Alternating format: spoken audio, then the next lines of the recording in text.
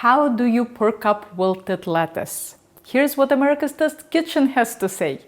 We've had success simply soaking the wilted leaves in ice water for 30 minutes. But Bon Appetit disagrees. Please do the exact opposite, they say.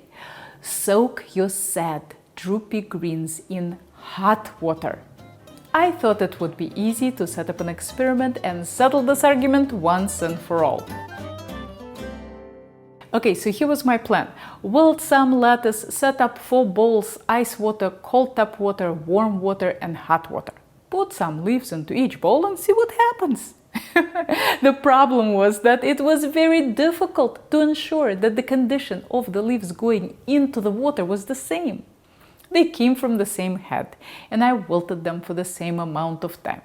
And yet, they were all different because living organisms are complex and annoying. Before going into their respective bowls, my leaves could be suffering from 2 possible problems: wilting and bruising. Wilted greens are soft and limp because of dehydration. Bruised greens have cuts, dents, cracks, and other wounds. I'm not a botanist, but I am guessing that all this bruising could affect how well a leaf takes up water. The problem was that I had no way of measuring how wilty and bruised the leaves were to begin with. Experiments on living organisms need large sample sizes to deal with this kind of variation.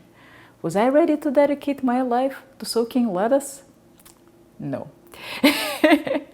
This means that you need to take my findings with a grain of salt. They are not quantitative or scientific.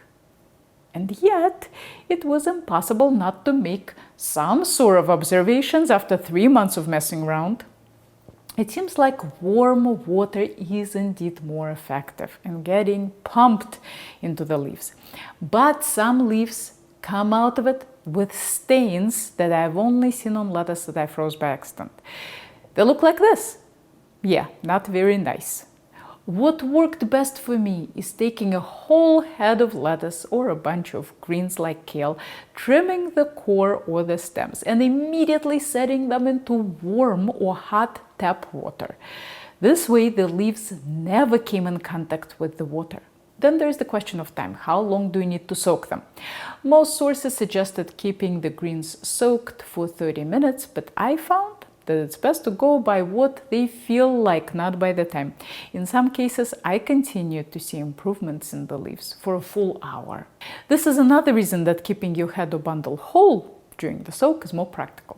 Imagine you just came home from shopping and noticed that one of your greens is wilty.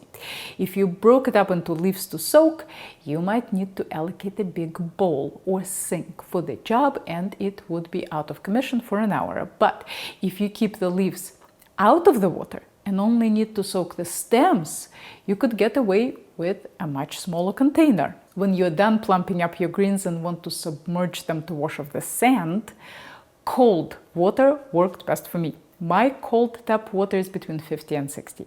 If yours is significantly warmer, maybe ice cubes would be helpful, but for me it didn't make any difference. But the most important thing I took away from all of this is not to let my lettuce wilt in the first place. If you follow these basic principles, you won't need to wait 30 minutes for it to revive. Buy whole heads. They wilt way slower than cut-off leaves. Keep the entire head in an airtight container or bag. A lettuce head will likely fit into one plastic bag, but if you have a huge bunch of kale that doesn't fit, put another plastic bag on top. After you separate the leaves to wash them, dry them well in a salad spinner.